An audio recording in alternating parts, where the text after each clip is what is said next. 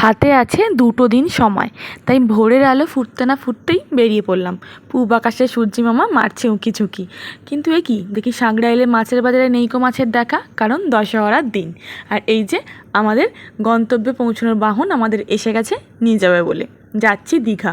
উঠেই দেখি 4টে 10 টাকা সিঙ্গারা নিয়ে ফেললাম, আর বাইরের এই মনোরম পরিবেশ দেখতে দেখতে এগিয়ে চললাম। সেখানে পৌঁছে প্রথমেই টোটো ধরে গেলাম হোটেল দেখতে। কয়েকটা দেখার পর পেয়ে গেলাম অদিতি রেসিডেন্সি, বেশ ভালো ছিল। এই হচ্ছে আমাদের রুমের মধ্যে ছিল একটা কাভার্ড, একটা ছোট্ট কর্নার টেবিল, আর এটা হচ্ছে বেড।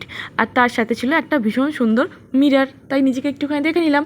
আর যেটা সবার প্রথম প্রয়োজন আমার, সেটা হচ্ছে বাথরুম, তাই সেটা আগে দেখে নিয়ে ফ্রেশ হয়ে চললাম দুপুরের খাবার খেতে। তার আগে একটুখানি কুলফি খেয়ে নিয়ে গেলাম আমার তো পছন্দের বিরিয়ানি, কিন্তু কর্তামশাই মাছে ভাতে বাঙালি, তাই তিনি এটাই নিলেন।